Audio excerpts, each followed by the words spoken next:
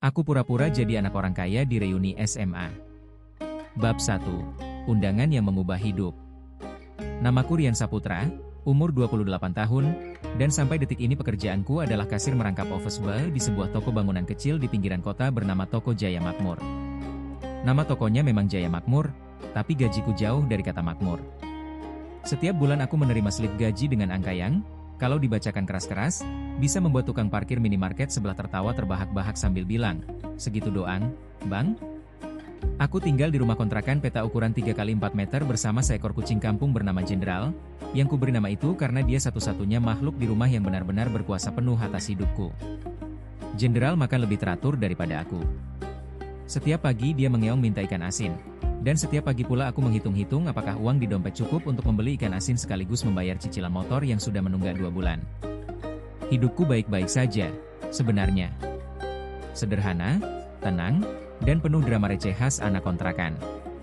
Sampai suatu sore, ketika aku sedang menyapu halaman toko sambil menguap lebar, ponselku bergetar. Sebuah notifikasi grup WhatsApp muncul dengan nama yang membuat jantungku berdegup aneh. Reuni Akbar SMA Negeri 7, angkatan kita, 10 tahun bersatu lagi. Aku membuka pesan itu dengan perasaan campur aduk, seperti membuka rapor semasa sekolah dulu. Ada rasa senang, ada rasa takut, dan ada rasa ingin langsung menutup ponsel dan pura-pura tidak pernah melihatnya. Tapi rasa penasaran manusia memang luar biasa.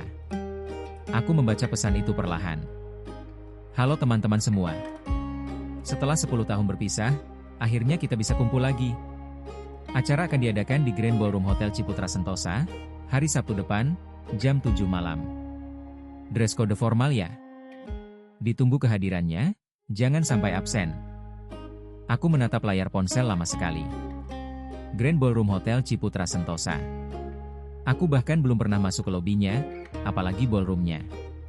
Terakhir kali aku ke hotel berbintang adalah waktu mengantar pesanan semen ke acara pernikahan seorang pengusaha, itu pun hanya sampai pintu belakang dapur. Yang membuatku semakin gelisah bukan soal tempatnya, melainkan soal siapa saja yang akan datang. Aku menggulir grup itu ke atas, melihat siapa saja anggotanya, dan menemukan 2 nama yang langsung membuat perutku mulas. Yang pertama, Dimas Wicaksana. Dulu dia teman sekelasku yang biasa-biasa saja, bahkan sering menyontek PR matematika dariku. Sekarang, dari foto profilnya, dia terlihat mengenakan jas mahal, berdiri di depan mobil sport berwarna merah, dengan keterangan lokasi, Singapura, di bawah fotonya. Kabarnya dia sekarang punya beberapa perusahaan properti. Yang kedua, dan ini yang paling membuatku gugup, adalah Sarah Amelia.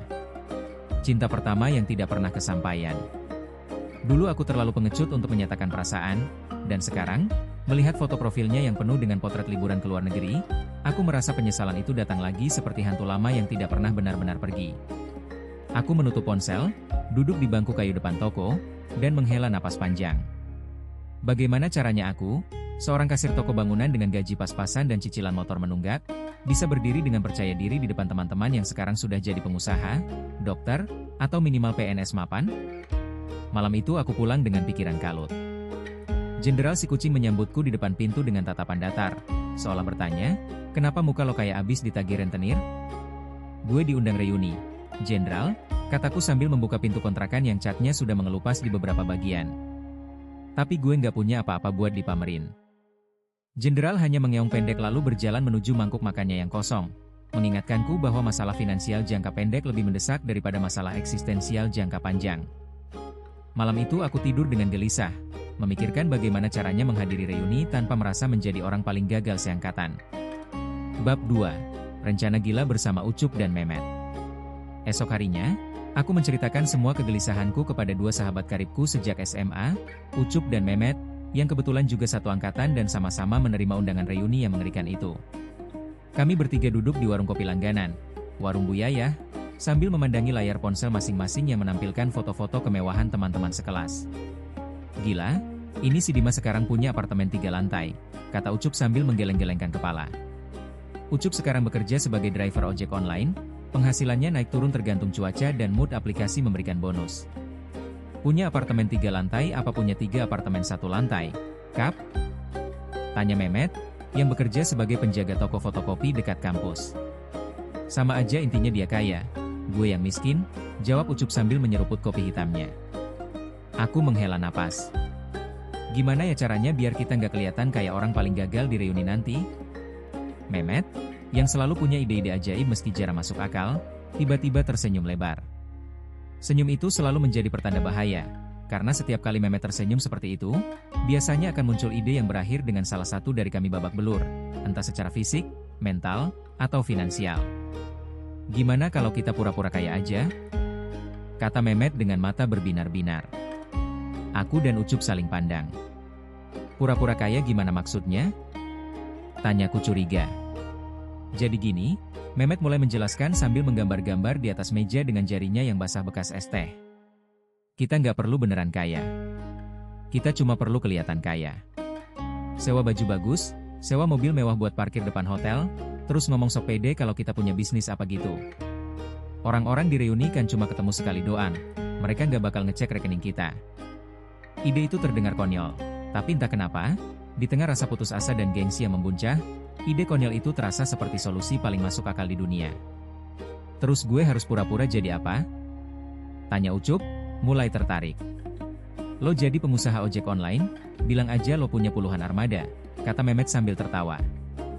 Padahal armada lo cuma satu motor Matic kredit. Anjir, Ucup tertawa getir.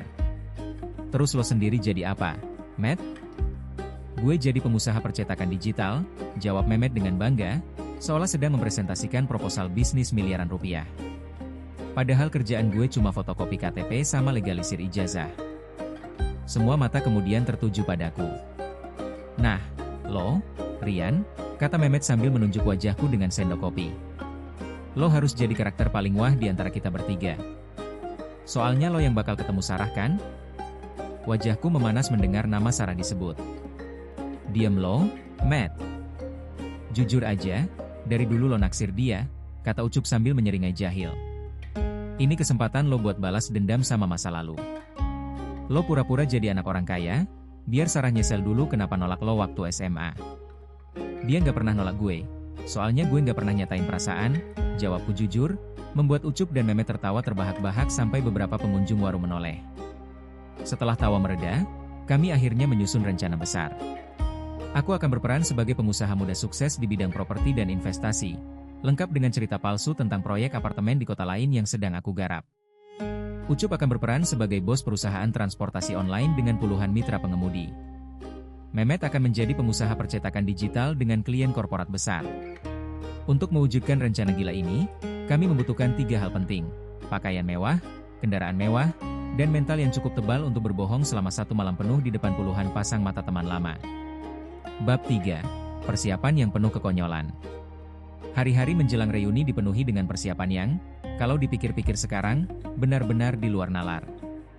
Kami bertiga berkumpul di kontrakanku setiap malam, menyusun strategi seperti sedang merencanakan perampokan bank, padahal yang kami rencanakan hanyalah bagaimana caranya terlihat kaya selama kurang lebih 4 jam di sebuah ballroom hotel. Langkah pertama adalah urusan pakaian. Kami tidak mungkin membeli jas mahal dengan gaji kami yang pas-pasan, jadi kami memutuskan untuk menyewa. Ucup menemukan sebuah tempat penyewaan jas pernikahan di dekat pasar yang biasa digunakan pengantin pria dari kalangan menengah ke bawah. Pemilik tempat itu, Pak Wowo, awalnya heran melihat kami bertiga datang bertiga sekaligus untuk menyewa jas tanpa ada yang menikah. Kalian nikah bareng-bareng, Dik? Tanya Pak Wowo sambil mengukur badan Ucup yang agak gempal. Bukan nikah, Pak, mau reuni, jawab Ucup sambil menahan tawa. Reuni kok pakai jas segala? Kirain kondangan, kata Pak Wowo sambil geleng-geleng kepala, tapi tetap melayani kami dengan senang hati karena 3 penyewaan sekaligus artinya rezeki tambahan buatnya. Aku memilih jas hitam dengan potongan yang menurut Pak Wowo adalah model paling elegan, biasa dipakai calon mempelai pria keturunan Padang yang mau nikah sama anak pejabat. Aku tidak sepenuhnya paham hubungan antara model jas dengan status sosial calon mertua, tapi aku mengangguk saja, yang penting terlihat mahal.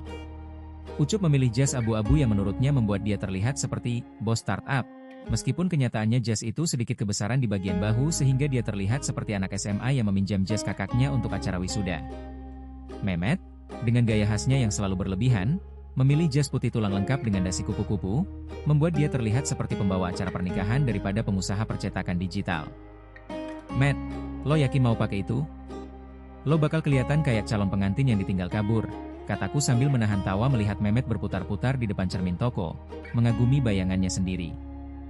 Justru ini kuncinya, Rian, jawab Mehmet dengan penuh keyakinan. Orang kaya itu harus kelihatan beda, harus punya ciri khas.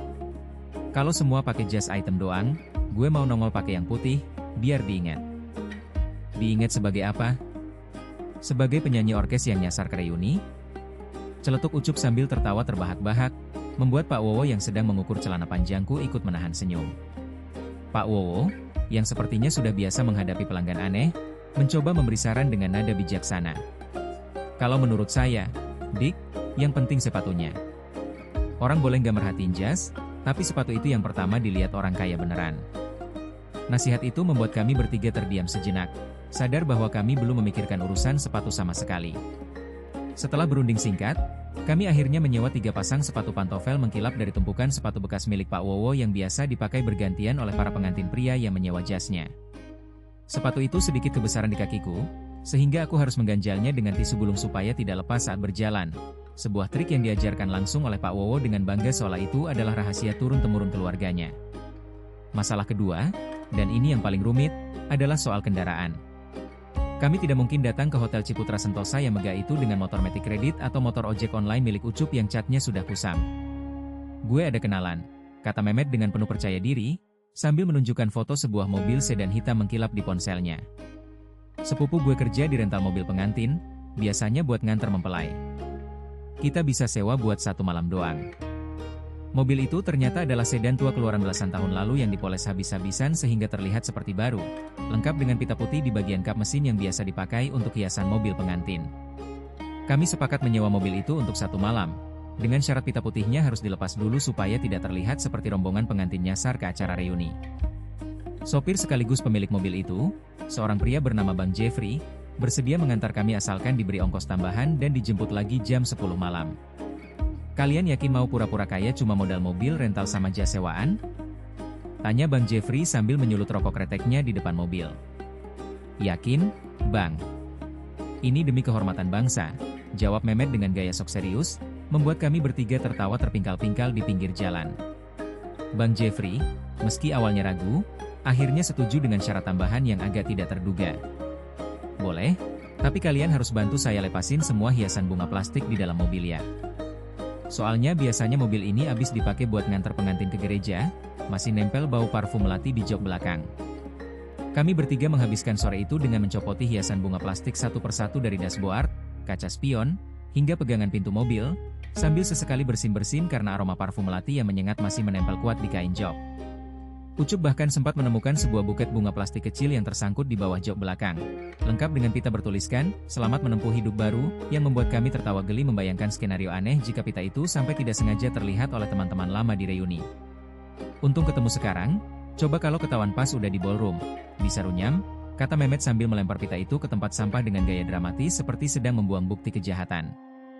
Persiapan terakhir dan yang paling sulit adalah menyiapkan mental serta cerita palsu yang harus kami hafalkan matang-matang agar tidak keceplosan di depan teman-teman lama. Kami berlatih berulang-ulang di kontrakanku, saling bertanya seolah-olah sedang latihan wawancara kerja. "Rian, lo kerja di mana sekarang?" tanya Ucup, berperan sebagai teman lama yang penasaran. "Gue punya perusahaan properti kecil-kecilan, lagi garap proyek apartemen di luar kota," jawabku dengan nada yang kupaksakan terdengar santai, meski jantungku berdegup kencang hanya dengan berlatih kebohongan. "Terus lo tinggal di mana sekarang?" "Gue lagi renovasi rumah, makanya sementara tinggal apartemen dulu." Kalimat itu terdengar meyakinkan di telingaku sendiri, padahal kenyataannya aku tinggal di kontrakan petak yang atapnya bocor kalau hujan deras. Malam sebelum reuni, kami bertiga duduk melingkar di lantai kontrakanku, memandangi jas sewaan yang tergantung rapi di balik pintu, seperti prajurit yang sedang memandangi baju zirah sebelum berangkat perang. Ada rasa takut, ada rasa deg-degan, tapi juga ada semacam kegembiraan aneh, seperti anak kecil yang akan tampil di panggung sekolah untuk pertama kalinya. "Kalian yakin ini ide bagus?" tanyaku pelan, keraguan mulai muncul di menit-menit terakhir. "Gak yakin," jawab Mehmet dengan santai. "Tapi mau gimana lagi, udah kepalang tanggung." Ucup menepuk pundakku. "Yang penting kita senang-senang, Rian. Kalaupun ketahuan, paling malu doang, nggak sampai mati." Kata-kata itu, Entah kenapa, terdengar menenangkan sekaligus mengerikan pada saat bersamaan. Bab 4. Malam reuni yang mendebarkan. Sabtu malam akhirnya tiba. Aku berdiri di depan cermin retak di kontrakanku, memandangi diriku sendiri yang mengenakan jas hitam sewaan lengkap dengan dasi yang tak sudah berapa kali dipakai orang lain sebelum aku. Rambutku disisir rapi menggunakan minyak rambut milik bapak kos yang aromanya sedikit menyengat seperti minyak telon bercampur parfum murahan. Jenderal si kucing duduk di sudut ruangan, memandangiku dengan tatapan yang seolah berkata, "Lo yakin mau ke medan perang dengan penampilan begini?" "Doain gue, Jenderal," kataku sambil mengelus kepalanya sebentar sebelum keluar rumah. Bang Jeffrey sudah menunggu di depan gang dengan sedan hitam yang sudah dipoles mengkilap, tanpa pita putih pengantin yang biasa menempel di kap mesinnya. Ucup dan Mehmet sudah duduk di dalam mobil, keduanya terlihat rapi meski sedikit kaku karena tidak terbiasa memakai jas. "Rapi juga lo, Rian," kata Mehmet sambil bersiul jahil ketika aku masuk ke mobil. "Diam, gue deg-degan setengah mati," jawabku sambil mengatur napas.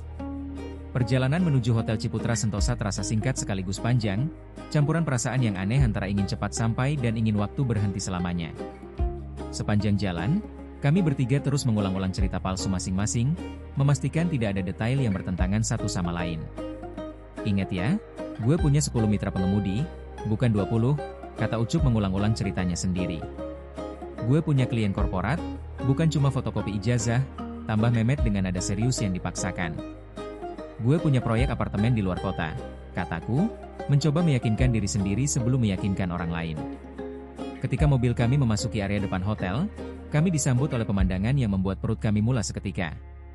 Deretan mobil mewah terparkir rapi di depan lobi, mulai dari sedan-sedan Eropa berkilau hingga mobil sport yang catnya memantulkan lampu hotel dengan sempurna.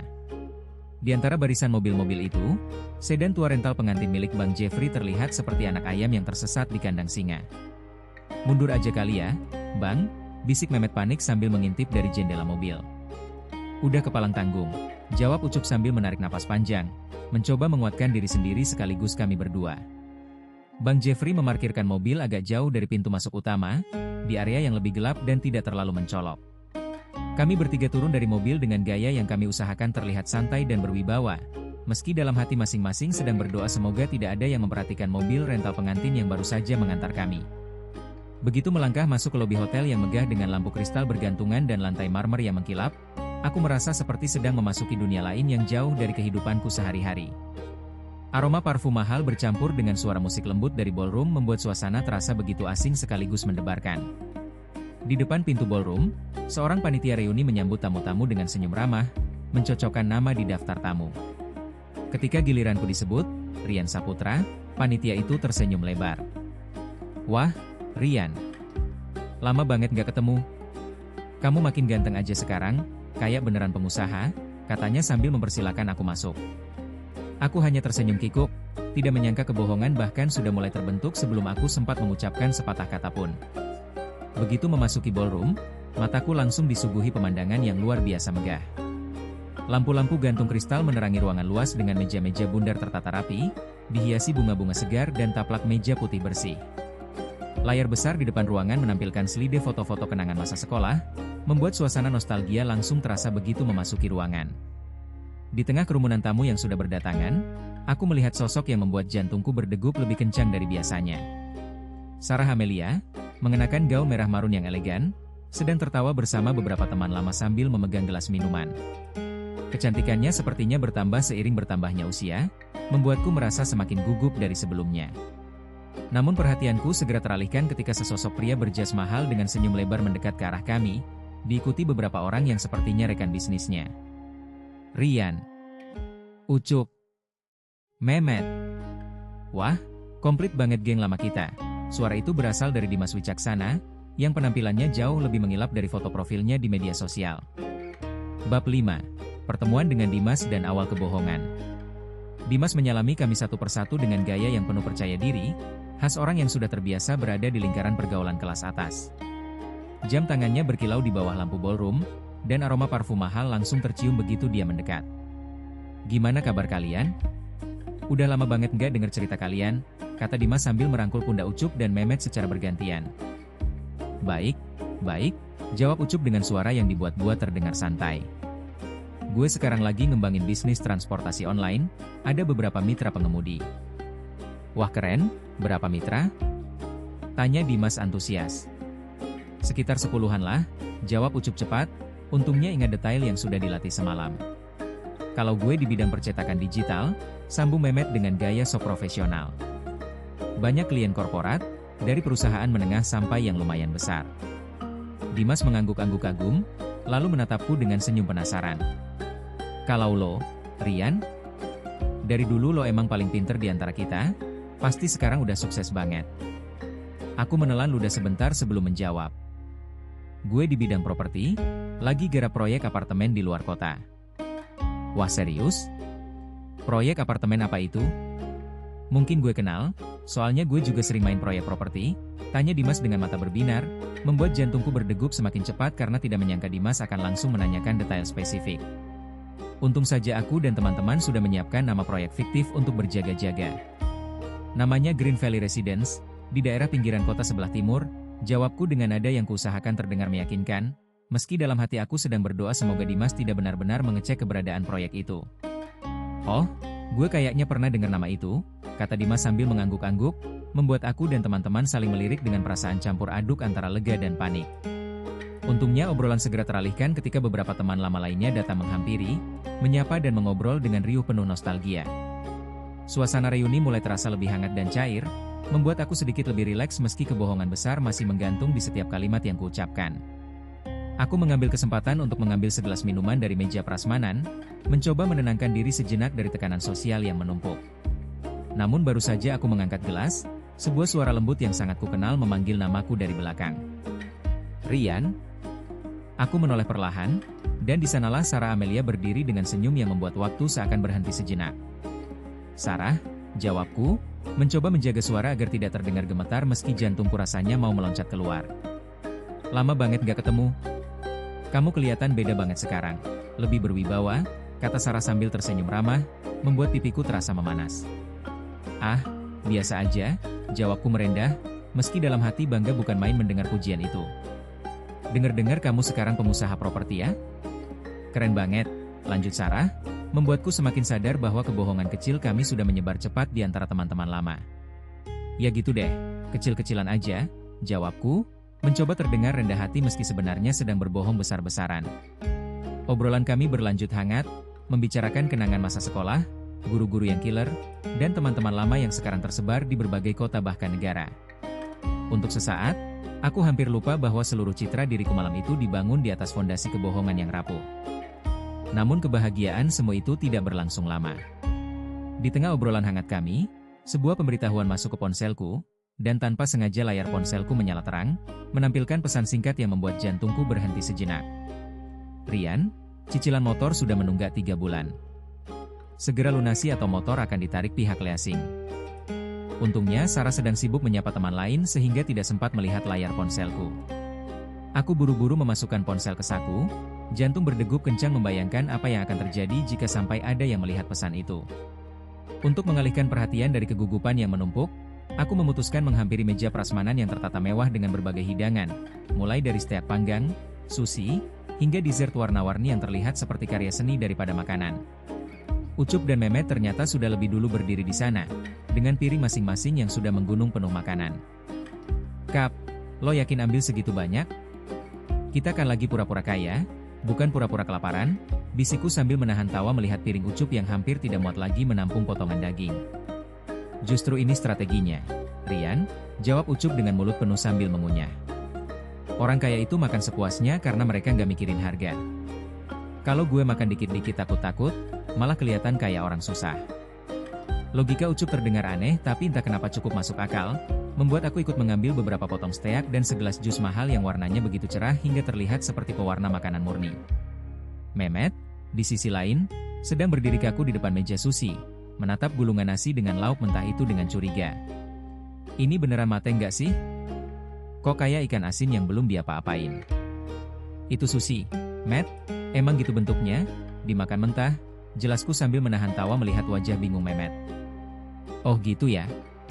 Pantesan dari tadi banyak yang nyendokin wasabi sebanyak-banyaknya. Kirain itu selai?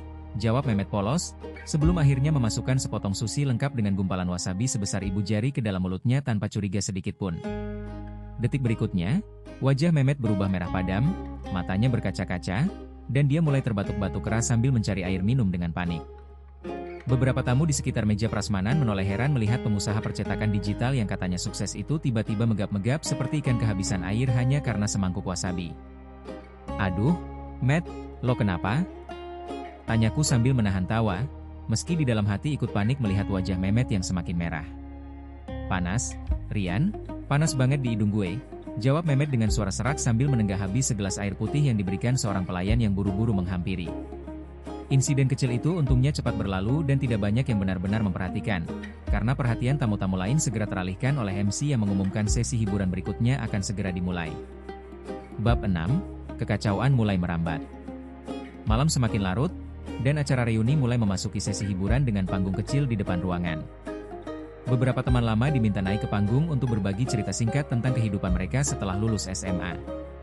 Aku berharap sekuat tenaga namaku tidak akan dipanggil, tapi seperti pepatah lama yang mengatakan bahwa nasib buruk selalu datang di saat yang paling tidak diinginkan, MC acara tiba-tiba menyebut namaku dengan penuh semangat.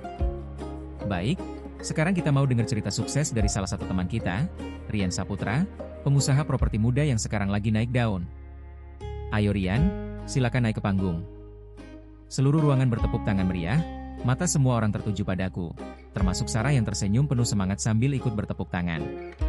Aku merasa kakiku seperti dipaku ke lantai, tidak mampu bergerak sedikit pun. Ucup dan Mehmet, yang duduk di dekatku, hanya bisa memberi tatapan panik campur simpati, seolah berkata, "Nasib lo sekarang, Rian. Kami cuma bisa doain dari sini." Dengan langkah gemetar, aku berjalan menuju panggung, disambut tepuk tangan meriah dari seluruh tamu undangan. MC menyerahkan mikrofon kepadaku dengan senyum lebar, seolah tidak sabar mendengar kisah sukses dariku. "Jadi, Rian, ceritain dong perjalanan karir kamu sampai bisa sukses kayak sekarang," tanya MC dengan antusias. Aku menatap mikrofon di tanganku, lalu menatap ke arah kerumunan tamu yang menunggu penuh harap. Otakku berputar cepat, mencoba merangkai kalimat yang cukup meyakinkan tanpa terjebak detail yang bisa membongkar kebohongan besar ini. Jadi, ceritanya panjang, aku mulai berbicara dengan suara yang kupaksakan terdengar tenang. Setelah lulus SMA, saya sempat kerja serabutan dulu, belajar dari bawah, sampai akhirnya bisa merintis usaha properti kecil-kecilan.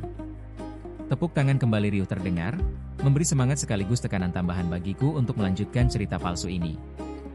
Sekarang saya lagi fokus mengembangkan proyek apartemen di luar kota.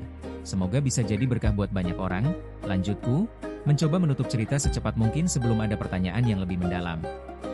Namun harapan itu pupus ketika seseorang dari kerumunan tamu tiba-tiba mengangkat tangan dan berdiri. "Rian, boleh tanya?" Suara itu berasal dari seorang pria berkacamata yang ternyata adalah teman sekelas kami dulu, yang sekarang bekerja sebagai wartawan properti di sebuah media bisnis ternama. Jantungku langsung berdegup kencang mendengar profesi pria itu. "Boleh, silakan," jawabku dengan senyum yang mulai terasa kaku. "Proyek Green Valley Residence itu, developer utamanya siapa ya? Soalnya saya cukup update sama proyek-proyek properti daerah timur, tapi kok saya belum pernah dengar nama itu?" tanya pria itu dengan nada penasaran yang membuat seluruh ruangan seketika hening menunggu jawabanku. Aku merasa keringat dingin mulai membasahi punggungku. Otakku berputar cepat mencari jawaban yang bisa menyelamatkan situasi. "Itu proyek kecil-kecilan, masih tahap awal, belum banyak dipublikasikan secara resmi," jawabku sambil tersenyum kikuk, berharap jawaban itu cukup untuk menghentikan pertanyaan lebih lanjut. Untungnya, MC segera mengambil alih situasi, mungkin menyadari suasana yang mulai canggung. "Baik, terima kasih Rian atas ceritanya yang inspiratif. Mari kita beri tepuk tangan sekali lagi." Namun sebelum aku sempat melangkah turun dari panggung, sebuah suara berat dan familiar tiba-tiba terdengar dari arah meja tamu kehormatan, membuat seluruh badanku menegang seketika. "Rian Saputra, kamu masih suka nyontek PR nggak sekarang?" Suara itu berasal dari Bu Retno, guru matematika killer yang dulu terkenal paling ditakuti seantero sekolah, sekarang duduk di meja tamu kehormatan sebagai salah satu guru yang diundang khusus untuk acara reuni. Seluruh ruangan langsung tertawa mendengar pertanyaan jahil itu, sementara aku hanya bisa nyengir kaku sambil merasakan keringat dingin mengalir semakin deras. "Udah nggak, Bu? Sekarang emang nyontek proposal bisnis orang lain aja," jawabku spontan, membuat tawa di ruangan semakin pecah, meski dalam hati aku sendiri kaget dengan jawaban asal yang meluncur begitu saja dari mulutku. Bu Retno tertawa lebar mendengar jawabanku, lalu berdiri dari kursinya sambil menunjuk-nunjuk ke arahku dengan gaya khasnya yang masih sama seperti 10 tahun lalu. Dulu kamu itu paling malas kalau disuruh maju ngerjain soal ke depan kelas, sekarang malah berani banget berdiri di depan orang sebanyak ini. Ibu bangga, meski ibu curiga separuh ceritamu tadi karangan. Seisi ruangan kembali tertawa riuh, dan aku hanya bisa tersenyum kikuk sambil berharap Bu Retno tidak melanjutkan investigasi dadakannya di depan umum. Untungnya perhatian Bu Retno segera teralihkan ketika beberapa mantan murid lain mendekat untuk bersalaman dan bernostalgia dengannya, memberi aku kesempatan untuk buru-buru turun dari panggung sebelum situasi semakin panas. Aku turun dari panggung dengan lutut gemetar, merasa lolos dari situasi genting meski hati masih berdebar kencang.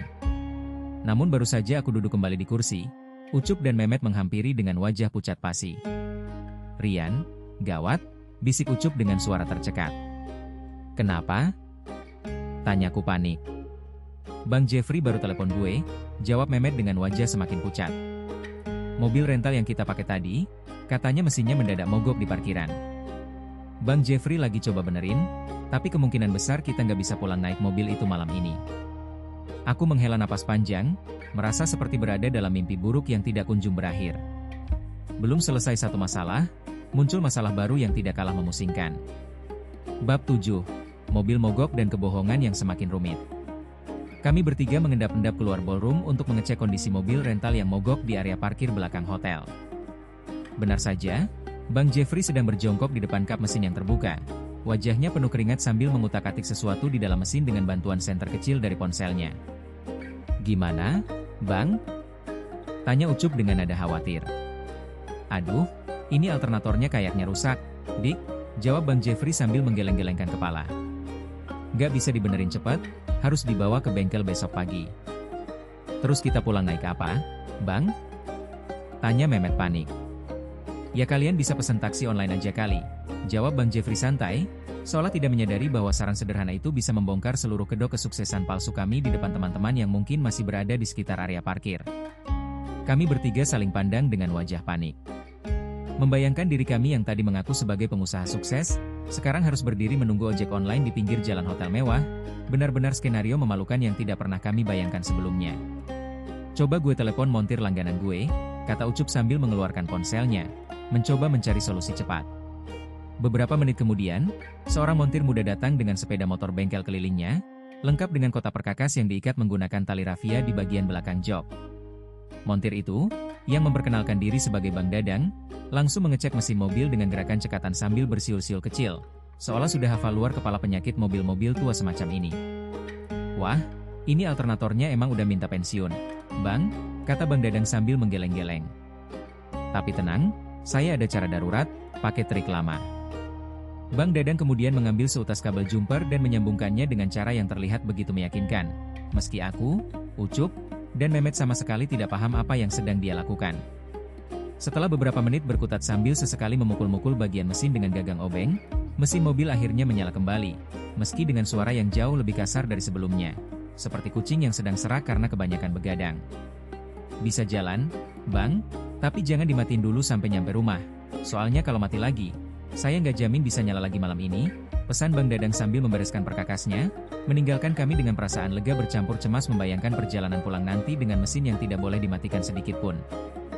Namun kelegaan itu tidak bertahan lama. Baru semenit Bang Dadang pergi meninggalkan area parkir, mesin mobil yang tadi menyala dengan suara kasar itu tiba-tiba tersendat-sendat lalu mati total, meninggalkan Bang Jeffrey yang berdiri mematung di samping mobil dengan wajah pasrah. "Yah, mati lagi, Dik," kata Bang Jeffrey sambil menepuk jidatnya sendiri. "Kayaknya bener kata Bang Dadang tadi, alternatornya udah nggak ketolong, harus ganti baru besok pagi. Udah, kita balik dulu ke dalam, mikirin solusi lain buat nanti pulangnya," kataku sambil menarik napas panjang, mencoba berpikir jernih di tengah kepanikan yang semakin menumpuk. Kami kembali masuk ke ballroom dengan wajah yang kami usahakan terlihat tenang, meski hati masing-masing sedang berkecamuk hebat. Belum sempat kami duduk kembali, Dimas menghampiri dengan senyum ramahnya yang khas. Rian, gue denger-denger lo lagi garap proyek apartemen ya? Kebetulan banget, gue juga lagi cari partner buat ekspansi bisnis properti gue ke daerah timur. Gimana kalau nanti kita ngobrol lebih detail soal kerjasama?" tawar Dimas dengan penuh antusias. Aku merasa jantungku seperti jatuh ke perut mendengar tawaran itu. Kebohongan kecil yang awalnya hanya untuk menjaga gengsi semalam, kini berpotensi berkembang menjadi masalah besar yang bisa membongkar seluruh kedok kami di depan seluruh angkatan. Ah, boleh, nanti kita atur waktu, jawabku dengan senyum kaku, mencoba mengulur waktu sambil berpikir keras bagaimana caranya keluar dari situasi rumit ini. Sarah, yang kebetulan berdiri tidak jauh dari kami, ikut tersenyum mendengar percakapan itu. Wah, kalau kalian kerja sama, pasti proyeknya makin gede ya. Aku jadi pengen investasi juga nih, kebetulan lagi nyari properti buat masa depan. Kalimat Sarah itu bagaikan petir di siang bolong bagi telingaku. Bukan hanya Dimas yang tertarik dengan proyek fiktifku, sekarang Sarah pun mulai menunjukkan minat untuk berinvestasi pada proyek yang bahkan tidak pernah ada di dunia nyata. Aku melirik Ucup dan Mehmet yang berdiri di belakang, keduanya memberikan tatapan penuh kepanikan yang sama persis dengan yang kurasakan. Kebohongan kami malam itu seperti bola salju yang menggelinding semakin besar dan semakin cepat, dan kami bertiga sama sekali tidak tahu bagaimana cara menghentikannya sebelum semuanya hancur berantakan. Ya, nanti kita bahas lebih detail deh. Sekarang kan lagi acara reuni, kita nikmatin dulu suasananya. Kataku mencoba mengalihkan pembicaraan, meski dalam hati aku tahu masalah ini hanya tertunda, bukan terselesaikan. Bab 8, Kebenaran mulai terkuak. Acara reuni terus berlanjut dengan sesi foto bersama seluruh angkatan, di mana semua tamu diminta berkumpul di depan panggung untuk berfoto kenangan. Fotografer yang disewa panitia mulai mengatur posisi berdiri, meminta yang bertubuh tinggi berdiri di belakang dan yang mungil di depan. Sebuah instruksi yang langsung memicu keributan kecil ketika beberapa teman lama saling berebut posisi tengah agar terlihat paling menonjol di foto. Wai, jangan di tengah semua dong. Ntar kelihatannya kayak paduan suara acak-acakan, seru fotografer itu sambil berusaha mengatur barisan yang semakin kacau karena setiap orang ingin berdiri di posisi paling strategis. Di tengah kekacauan kecil itu, Mehmet yang berdiri di barisan belakang tiba-tiba berjinjit-jinjit berusaha terlihat lebih tinggi, membuat dia hampir terjungkal ke belakang dan menabrak seorang ibu-ibu panitia yang sedang membawa nampan minuman.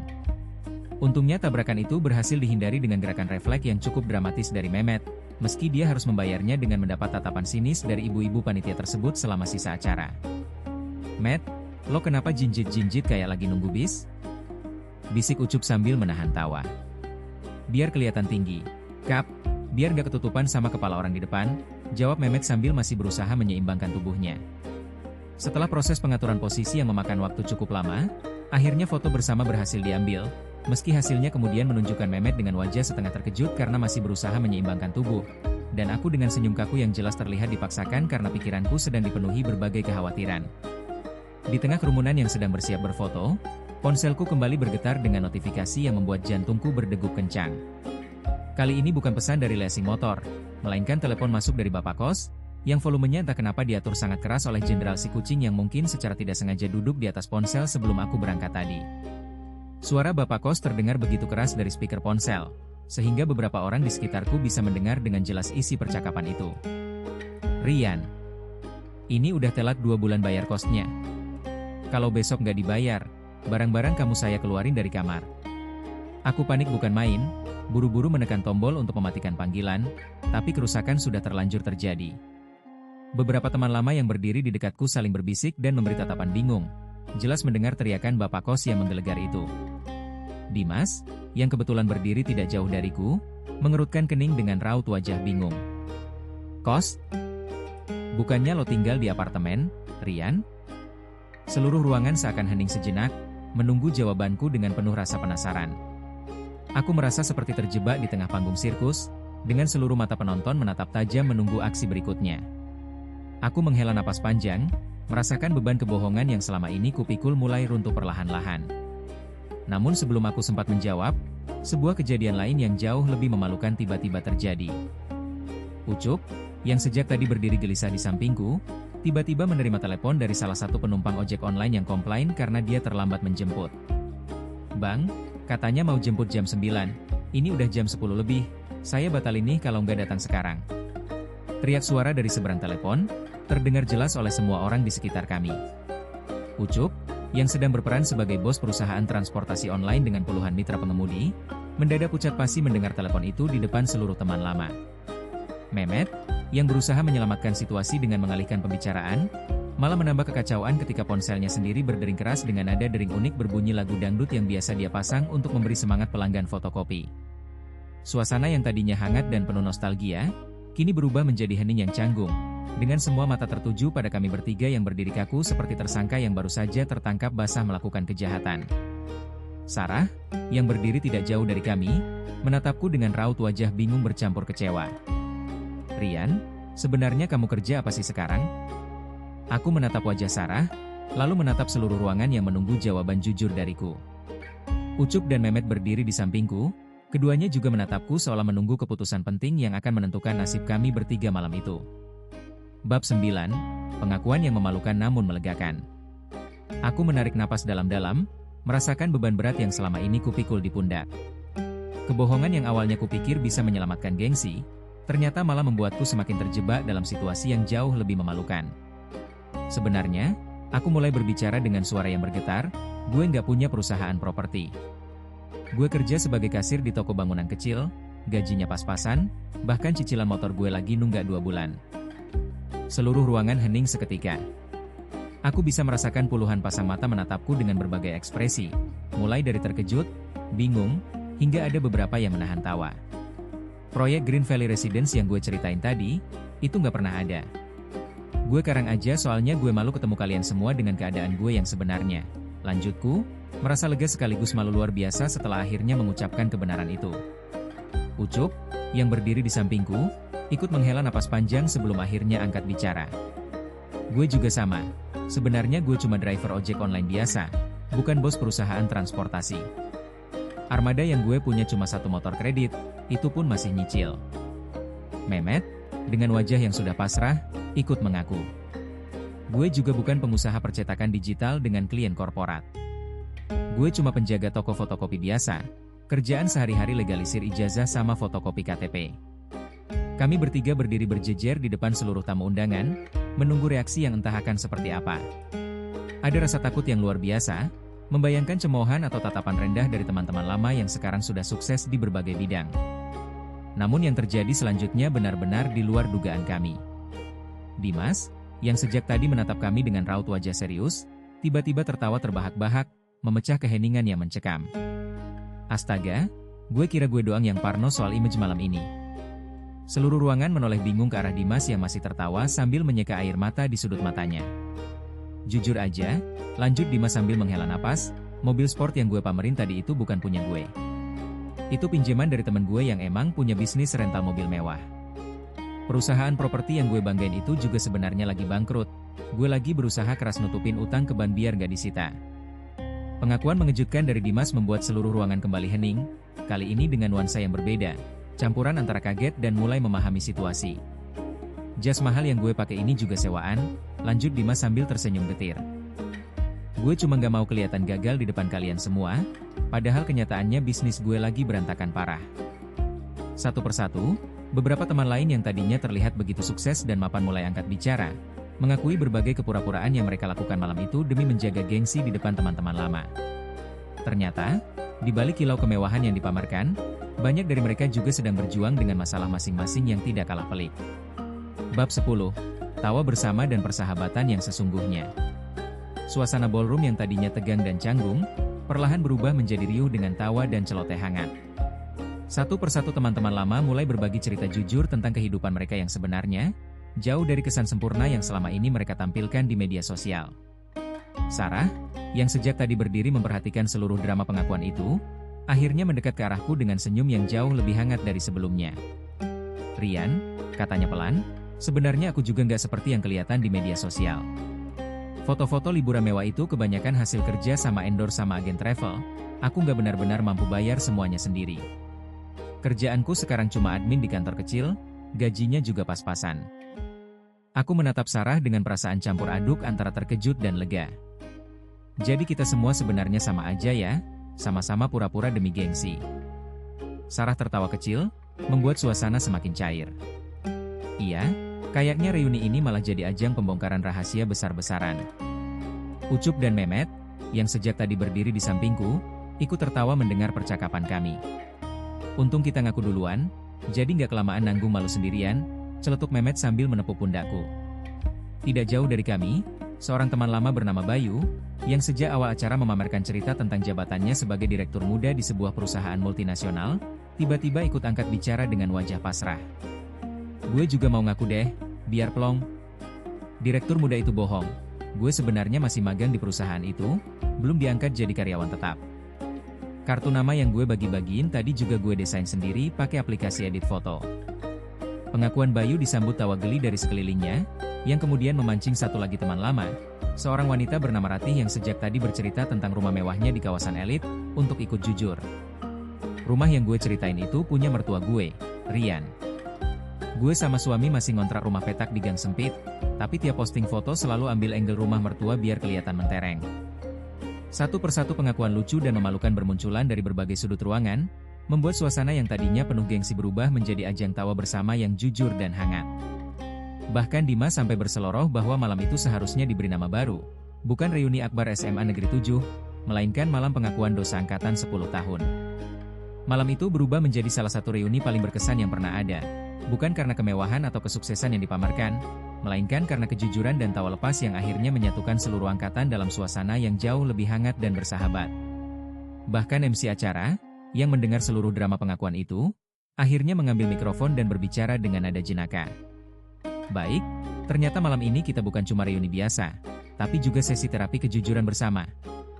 Mari kita beri tepuk tangan untuk keberanian teman-teman kita yang sudah jujur malam ini. Seluruh ruangan bertepuk tangan meriah, diselingi tawa dan candaan hangat yang membuat suasana semakin akrab. Untuk pertama kalinya malam itu, aku merasa benar-benar nyaman berada di tengah teman-teman lama, tanpa perlu menyembunyikan siapa diriku yang sebenarnya. Bab 11, pulang dengan cara yang tidak terduga. Menjelang akhir acara, aku teringat kembali masalah mobil rental yang mogok di parkiran belakang hotel. Aku menceritakan masalah itu kepada Dimas, yang ternyata dengan senang hati menawarkan bantuan. Udah, biar gue antar kalian pulang pakai mobil gue, kata Dimas sambil tersenyum ramah, jauh berbeda dengan kesan sombong yang sebelumnya melekat padanya. Tapi kan mobil lo bukan punya lo, itu kan pinjaman, kataku sedikit ragu. Gak masalah, toh yang penting bisa nganterin kalian pulang dengan selamat, jawab Dimas sambil tertawa.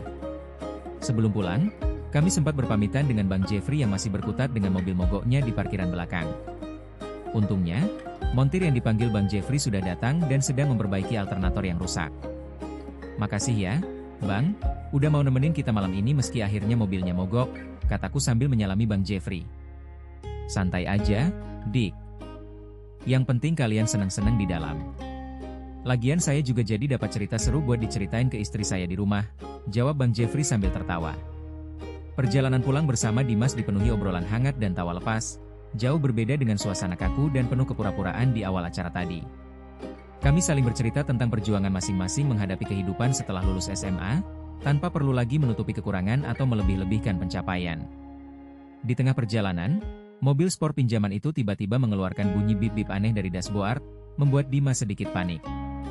Waduh, lampu indikator bensin nyala, kayaknya bensinnya mepet. Lah, katanya mobil Sultan, kok bensinnya mepet kayak motor bebek gue?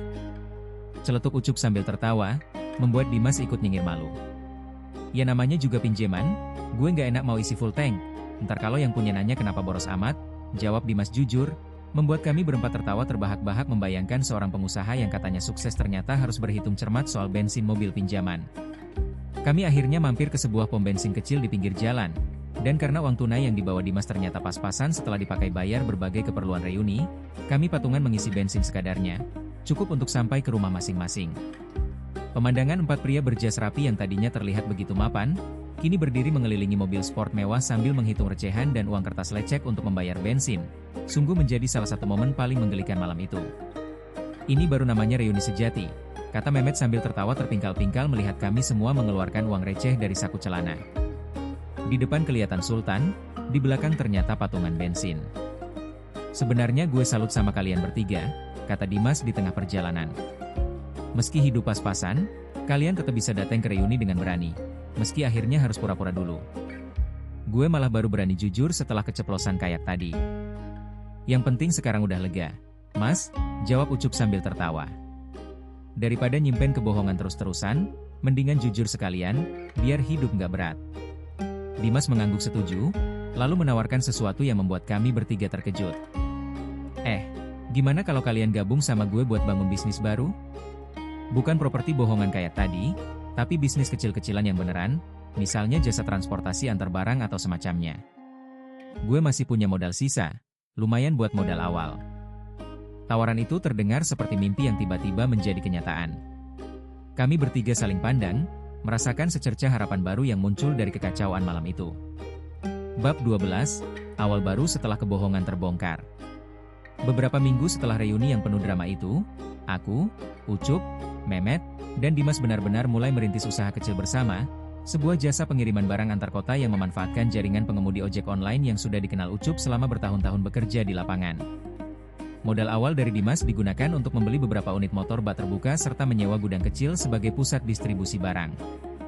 Mehmet, dengan keahliannya di bidang percetakan, membantu membuat brosur dan kartu nama yang terlihat profesional, kali ini benar-benar mewakili bisnis yang nyata, bukan sekadar kebohongan demi gengsi semata. Aku sendiri, dengan pengalaman bertahun-tahun bekerja sebagai kasir dan mengurus administrasi toko, mengambil peran mengelola keuangan dan operasional harian usaha baru kami. Meski masih dalam skala kecil, usaha kami perlahan mulai menunjukkan hasil yang menggembirakan, dengan beberapa pelanggan tetap dari kalangan usaha kecil menengah yang membutuhkan jasa pengiriman barang cepat dan terpercaya. Tentu saja, perjalanan usaha baru kami tidak sepenuhnya mulus. Di minggu pertama, Ucup pernah salah mengantar paket berisi kue ulang tahun ke alamat yang keliru, hanya karena dia terlalu percaya diri membaca peta tanpa memakai kacamata yang sebenarnya dia butuhkan sejak lama. Kue itu akhirnya diterima oleh seorang bapak yang sedang merayakan acara syukuran naik jabatan, membuat si bapak kebingungan sekaligus senang mendapat kue gratis bertuliskan, "Selamat ulang tahun bunga sayang," padahal namanya adalah Pak Hartono. Untung bapaknya baik, "Kap, coba kalau galak, bisa disemprot loh," kataku sambil tertawa terbahak-bahak mendengar cerita itu, sementara Ucup hanya bisa nyengir sambil menggaruk kepala yang sebenarnya tidak gatal. Mehmet juga sempat membuat kehebohan kecil ketika salah mencetak 100 lembar undangan pernikahan milik pelanggan, dengan nama mempelai pria yang tertukar menjadi nama mantan kekasihnya sendiri. Sebuah kesalahan yang menurutnya, kebetulan alam bawah sadar, namun menurutku lebih terlihat seperti kerinduan yang belum sepenuhnya sembuh.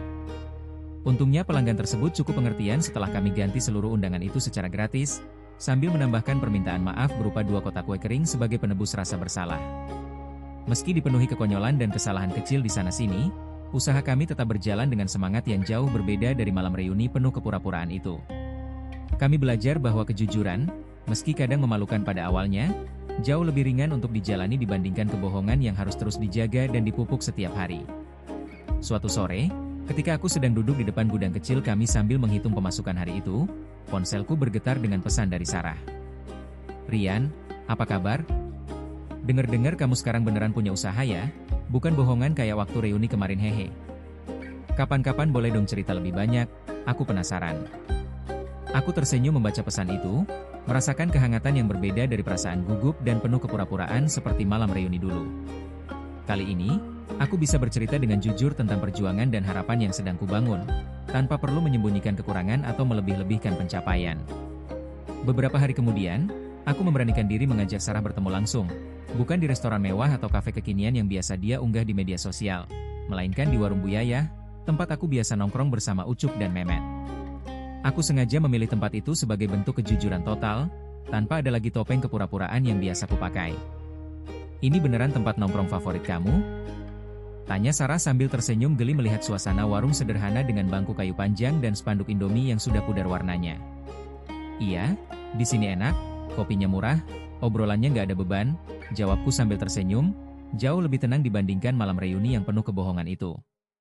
Sarah tertawa kecil, lalu menyeruput es teh manis yang dipesannya. "Aku malah lebih suka suasana kayak gini, Rian. Gak usah mikirin harus kelihatan gimana di depan orang, bisa jadi diri sendiri aja." Obrolan kami sore itu mengalir jauh lebih hangat dibandingkan seluruh percakapan penuh kepura-puraan di malam reuni. Kami saling bercerita tentang mimpi-mimpi kecil yang selama ini terpendam, tentang keinginan Sarah untuk suatu hari membuka usaha kecil sendiri, dan tentang harapanku membesarkan usaha jasa pengiriman barang yang baru saja kurintis bersama Ucup, Mehmet, dan Dimas. Ucup dan Mehmet, yang kebetulan sedang berada di warung yang sama, sesekali menggoda dari kejauhan dengan siulan jahil, membuat pipiku memanas sekaligus membuat Sarah tertawa geli melihat tingkah dua sahabatku yang tidak pernah berubah sejak masa sekolah dulu. "Kayaknya bakal ada cerita reuni jilid 2 nih. Kali ini beneran tanpa kebohongan," bisik Ucup kepada Mehmet, cukup keras hingga terdengar olehku dan Sarah, membuat kami berdua saling pandang dan tertawa malu bersamaan. Jenderal si kucing, yang sekarang ikut menemani hari-hariku di gudang kecil usaha baru kami, duduk manis di atas tumpukan kardus sambil menatapku dengan tatapan yang seolah berkata, "Akhirnya lo jadi orang beneran, bukan orang bohongan lagi." "Iya, Jenderal, sekarang gue jadi diri sendiri," kataku sambil tertawa kecil, mengelus kepala kucing kesayanganku itu. Malam reuni yang penuh kekacauan dan kebohongan itu, pada akhirnya justru menjadi titik balik yang membawa kami semua pada kehidupan yang lebih jujur dan bermakna. Kadang, kegagalan dan rasa malu yang paling memalukan sekalipun, bisa menjadi jalan menuju sesuatu yang jauh lebih baik daripada kesuksesan palsu yang selama ini kita kejar demi menjaga gengsi semata. Dan setiap kali aku mengingat malam itu, aku selalu tersenyum sendiri, mengenang bagaimana sebuah kebohongan konyol tentang pura-pura jadi anak orang kaya di reuni SMA, justru mengantarkanku pada persahabatan yang lebih dalam, cinta yang mungkin akan tumbuh perlahan dengan Sarah, dan usaha kecil yang kubangun dengan kejujuran serta kerja keras yang sesungguhnya. Tamat.